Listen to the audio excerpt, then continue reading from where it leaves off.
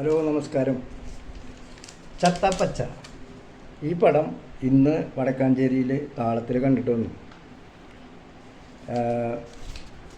പടത്തിൻ്റെ ഡയറക്ടർ അദ്വൈത് നായർ. പിന്നെ ഇതിൻ്റെ മ്യൂസിക് വരുന്നത് ശങ്കർ എപ്സോയിലോയ് എന്ന് പറഞ്ഞിട്ടുള്ള ഇതാണ്. എന്തായാലും ഇനി പടത്തിലേക്ക് വരാം. അർജുൻ അശോകൻ, ഇഷാൻ ഷൗക്കത്ത്, വിശാഖ് നായർ, പിന്നെ റോഷൻ മാത്യു, അങ്ങനെ നീണ്ട താരനിര. സിദ്ദിഖ്, തെസ്നിഖാൻ, അങ്ങനെ സൂപ്പർ താരനിരകൾ. മലയാളത്തിൽ ആദ്യമായിട്ട് WWE ഇറങ്ങിയിട്ടുള്ള ഒരു ഫിലിമാണത്. ഈ ഫിലിമിനെ പറ്റിയിട്ട് ഇത് എന്താ പറയുക, നമ്മുടെ ലാലേട്ടൻ മുന്നേ ഒരു ഇത് ചെയ്തിട്ടുണ്ട്. ജീവൻ്റെ ജീവൻ എന്നുള്ള സിനിമ. അത് WWE അല്ലെങ്കിലും നല്ല അടിപൊളി ഗുസ്തിയും കാര്യങ്ങളും. ആ പടം കാണാത്തവർ ഞാൻ പറയണത് കാണാൻ നഷ്ടപ്പെടുന്നില്ലെങ്കിൽ നഷ്ടമാണ്. അത് കിടുമായിട്ട് ചെയ്തിട്ടുണ്ട് ലാലേട്ടൻ. അതിൽ ഇംഗ്ലീഷുകാരായിട്ടുള്ള ഫൈറ്റും എല്ലാം സൂപ്പർ. അപ്പോൾ അത് പോട്ടെ, ഈ പടത്തിലേക്ക് വരാം. ഈ പടത്തിനെ പറ്റി പറയുമ്പോൾ കാമിയോ റോളായിട്ട് മമ്മൂട്ടി അടിപൊളിയുണ്ട്. ചെയ്ത റോളാൾ സൂപ്പറായിട്ടുണ്ട്. പക്ഷെ അതിലെനിക്കൊരു ഫോൾട്ട് വന്നു, അത് ഞാൻ ലാസ്റ്റ് പറയാം. ഈ പടത്തിൽ 3 സീനാണ് എനിക്ക് ഏറ്റവും കൂടുതൽ ഇഷ്ടപ്പെട്ടത്. ഒന്ന്, റോഷൻ മാത്യുവും അർജുൻ അശോകനും തമ്മിലുള്ള ഫൈറ്റ്. സെക്കൻഡ്, വിശാഖ് നായരും അർജുൻ അശോകനും തമ്മിലുള്ള ഫൈറ്റ്. പിന്നെ കാമിയോ റോളായിട്ട് മമ്മൂക്ക വന്നത്. ഇപ്പോൾ ഈ പടത്തിൻ്റെ ബാക്ക്ഗ്രൗണ്ട് മ്യൂസിക് എടുത്തിട്ടുള്ള ആൾ ശങ്കർ ഞാൻ നേരത്തെ പറഞ്ഞില്ലേ, ശങ്കർ എപ്സോയിലോയ് എന്ന് പറഞ്ഞിട്ടുള്ള. പക്ഷേ അതിൽ വേറൊരു കാര്യം എന്താ വെച്ച് കഴിഞ്ഞാൽ, ഈ പടം ഈ ഫൈറ്റ് വരുമ്പോൾ അതിനനുസരിച്ചുള്ള മ്യൂസിക് അതിങ്ങനെ ബോറടിക്കാണ്ട് ഒരേ ഒഴുക്കിലിങ്ങനെ പോയിക്കൊണ്ടിരിക്കും. അതുപോലെ പടത്തിൻ്റെ സ്റ്റാർട്ടിങ് തൊട്ട് പറയുകയാണെങ്കിൽ ഒരു നൈസ്റ്റോളജിയെ ഫീൽ ചെയ്യണ 3 പിള്ളേർ കട്ടിലുമ്പ് ഇരുന്നിട്ട് അവരുടെ ഈ റെസ്ലിങ്ങിനോടുള്ള ഈ മറ്റേ WWE ഇതിനോടുള്ള ആരാധന മൂത്ത് TV കണ്ട് അതേപോലെ അനുകരിക്കുന്ന കുറച്ച് സീനുകൾ കാണിക്കുന്നുണ്ട്. അതൊക്കെ ഇങ്ങനെ എന്ത് രസമായിട്ടാണ് എടുത്തേക്കണമെന്നറിയോ. അല്ല, കിടു എന്ന് പറഞ്ഞാൽ കിടു. നമ്മളിങ്ങനെ അതിൽ ലയിച്ചിരുന്ന് പോവും. ഒരു ബോറടിയില്ല, ഒന്നുമില്ല.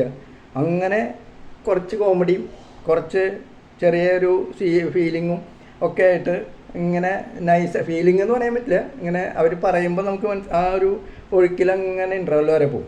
ഇൻ്റർവെല്ലിന് റോഷൻ മാത്യു വരും. അത് കഴിഞ്ഞിട്ട് സെക്കൻഡ് ഹാഫ് മൊത്തം ഫൈറ്റാണ്.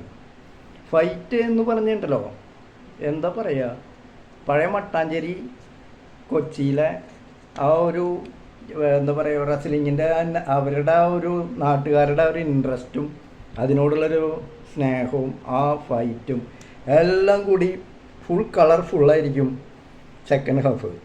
ഫൈറ്റ് എന്ന് പറഞ്ഞാൽ 1.5 ഫൈറ്റാണ്. അതിലെനിക്ക് അർജുൻ അശോകൻ്റെ ഒരു രക്ഷയില്ല കേട്ടോ. സൂപ്പർ നടനാണ്. ആക്ഷനാണെങ്കിൽ ആക്ഷൻ.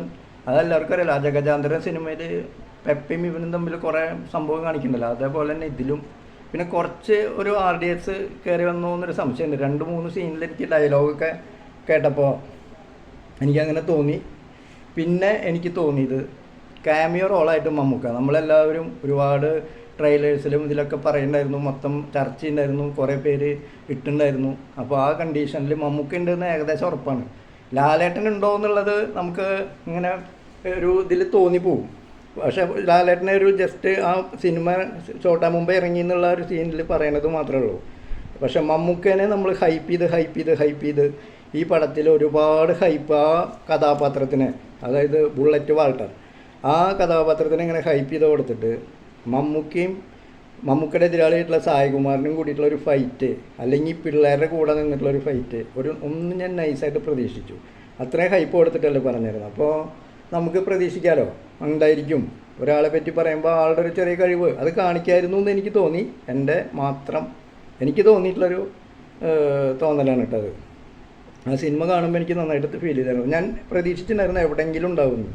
ഒന്നുമില്ലെങ്കിൽ സായികുമാറും ആളും തമ്മിലുള്ളൊരു പഴയ ഫൈറ്റെങ്കിലും കാണിക്കായിരുന്നു. അത് മാത്രമേ ഇതിലൊരു കുറവായിട്ട് തോന്നില്ല. ബാക്കി കീഴ് പടം എല്ലാവരും തിയേറ്ററിൽ തന്നെ പോയിട്ട് പടം കണ്ടുള്ളൂ കേട്ടോ. ഫൈറ്റ് എന്ന് പറഞ്ഞാൽ ഗംഭീര ഫൈറ്റ് ഉണ്ട്. അത് കണ്ടില്ലെങ്കിൽ നഷ്ടമാണ്.